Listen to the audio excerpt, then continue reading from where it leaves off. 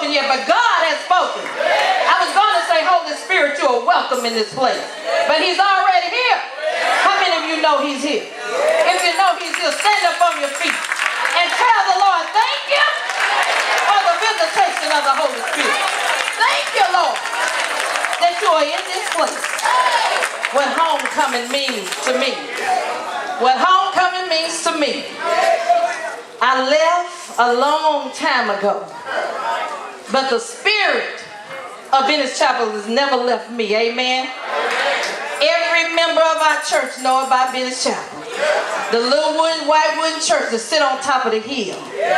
And if you could animate it, it had legs. And every Sunday you see it rocking from side to side. Sometimes we didn't have music, but we rocked it from side to side. We wasn't playing church. We was just having a little church, Bishop, and praising the Lord.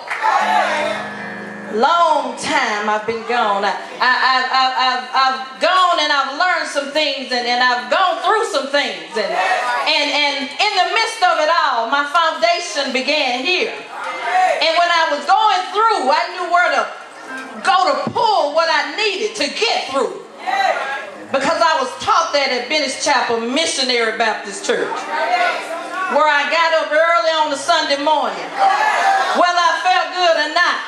I might have been sick, but I was laying somewhere back there. And if I was, then there was some sisters up in here. Sister Lena, Sister Mercy, Aunt Rhodey, sister back there. They was going to come through and check on me. That's how it was. Everybody took care of everybody. And you got up on a Sunday morning, and on homecoming for sure, you wake up, and every morning I woke up, I smelled food. Mama had food ready. By the time my feet hit the floor, lunch was ready. But on that Sunday, you would smell sweetness, pies and cakes. And you see cars just going and coming. And Daddy opened the church, so I was there with him every time the church door opened early in the morning.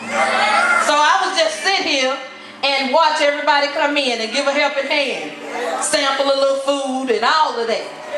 And you see, even people that may not have attended on that day, in the community, they had boxes of food. We didn't have a cafeteria, real nice cafeteria. We had an outside cafeteria. It was wonderful. We had a tent, and under the tent we had tables everywhere. And we didn't even have chairs sitting there, because we just got our plates fixed and walked on around and ate. And we had so much food that the community could eat off the food. That's what it's like. To me, that's what homecoming is. When everybody gets together on one accord. Homecoming. It makes me think of coming to church, and Uncle Cleve would be sitting over there, and Daddy would be sitting there, and the pastor would be up here in the pulpit, and that was the deacon's corner. Then you had the sisters over here. You had Sister Murthy, and you had Sister Cora, and you had Sister Lena. You had a Rhodey. You had a Joyce. You had a whole lot of them over here, and they would be sitting here. And then, depending on what Sunday it was, you had the men that was leading devotion or the women. And regardless of who it was, they'd get up and they'd sing a song as they was going up. And somebody would say, "Guide me over, thy great Jehovah, pilgrim through this barren land." Yeah,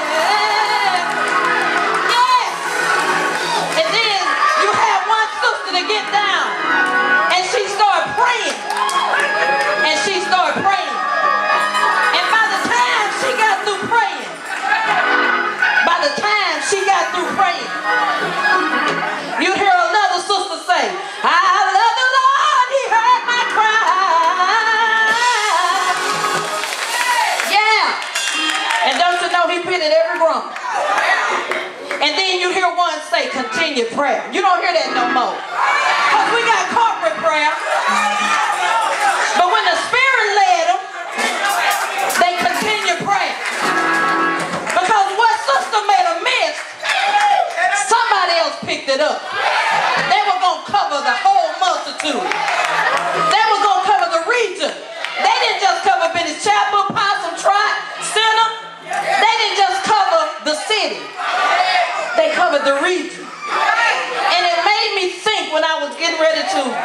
speak on homecoming. And the Lord took me to Mark 5, 1 through 20, and that's with a man that was possessed. And I know you're probably saying, well, what does that have to do with homecoming? Well, it has a lot to do with it as far as I'm concerned, because that's where he led me, and I trust him. And the man was possessed when the Bible says 2,000 demons. And the people wanted Jesus to take care of the man. And as he went to the man, the demons began to speak through him, and they said, don't send us from the region, from the country.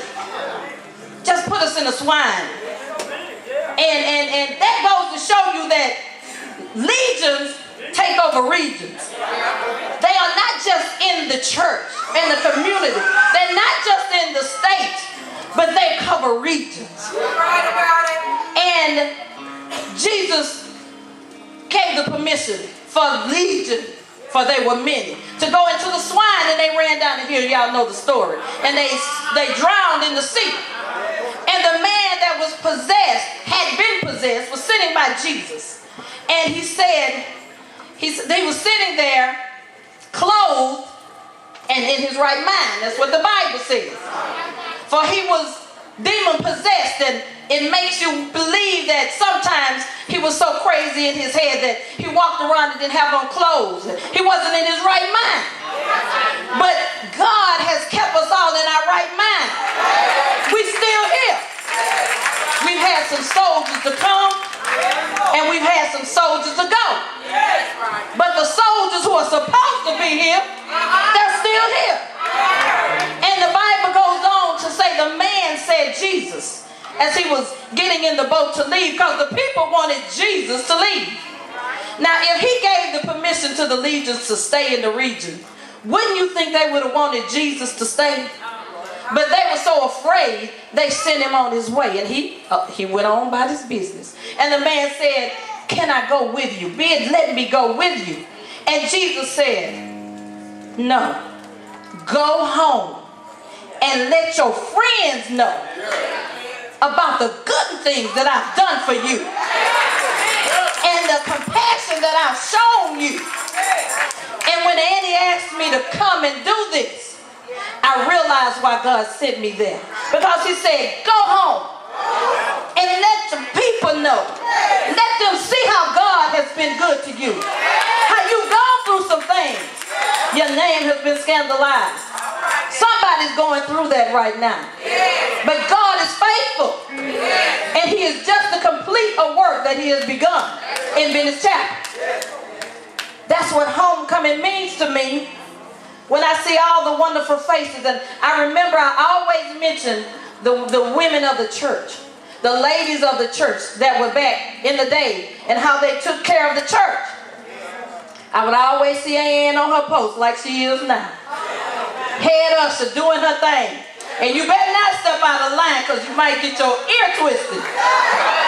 Amen. And you ain't gonna say anything, because back then, if you acted up down the road, they got you. And when you got home, Mama already knew it. She got you again.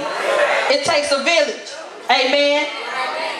But I want to let you know quickly that there were not only some strong women, but I also remember the humble men that backed those women. I remember Mr. LJ out there with his truck, tailgate down, big tub full of ice and soda, 25 cents a can. I remember Sister Lena's husband. He may not have come, but he made for sure she was here. She made for sure that the children were here. And on homecoming, him and Uncle LJ would sit out there on the truck, and they would talk and they would listen outside. They respected the Lord, and they lifted up the women of God that they had in their lives. And so many times we forget about the people that's behind the scenes. But on today, I remember all of that, because that's what homecoming means to me. That's what I think about. I think about those who are here, and they have fought a good fight. They have finished their course, And now the torch has been left for those here to pick it up and run on. And homecoming means that I'm coming home to give you what God said. And God said, run on. He said, run on. They just got through singing the song, are you a soldier in the army of the Lord? If you die, let you die in the army of the Lord. If I'm going to be addicted to anything, let me be addicted to Jesus. Amen? That's what homecoming means to me. It means serving the Lord. Because anytime I stepped into the house of the Lord, here at Bennett Chapel, and especially on homecoming, they had church like none other. The doors would be open. It looked like they just swung open on their own. Because it wasn't room. It was everybody up getting happy. They were just shouting. They were just praising the Lord. And when I see so many sitting idle, I want you to think to yourself as I take my seat, what does homecoming mean to you? Do you have it in your heart to go home to your house and tell your family about the Lord? To bring them in like somebody brought you in. Because somebody prayed for you. Somebody prayed for me when I wasn't thinking about praying for myself. Somebody was praying. Go home. That's what homecoming means to me. Go home to where you first saw the light. Amen.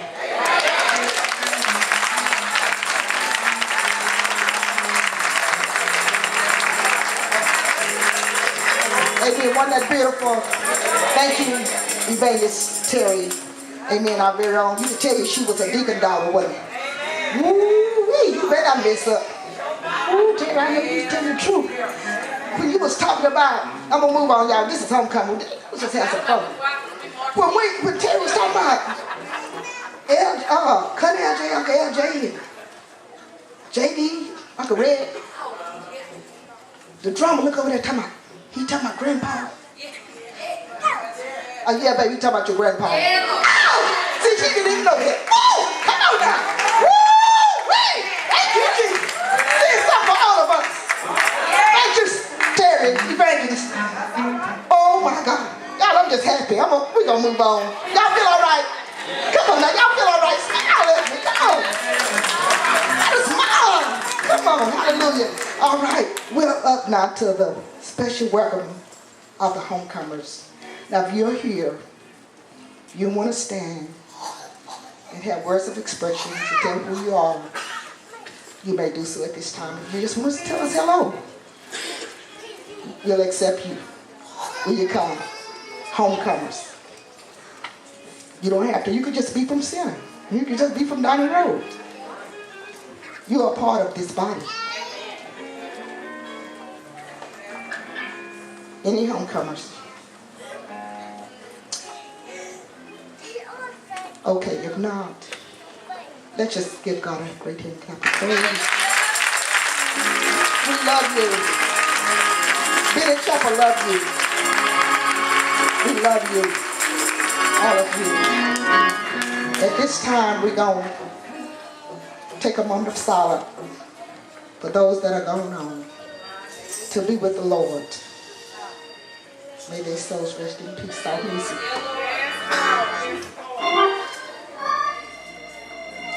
That's none other than the Deacon Howard family. His family was here this morning. Ethelina Handy, Brody King,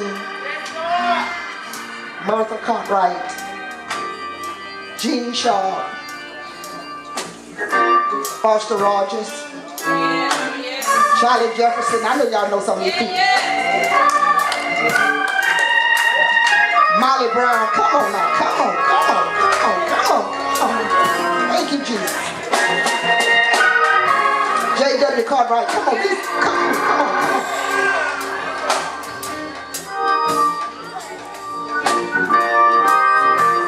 Leslie Johnson. Come on. Come on. Come on. These people that was attending this church, they will never be forgotten. Because whatever they done in these walls is still in our spirits. And we just ask God to bless their souls. until we meet him on the other side. We will meet again. Thank you, Lord Jesus. Sanctify those ears. Come on. Put them together. Sanctify them. Sanctify them. Come on. Come on. Sanctify them. Stop those ears.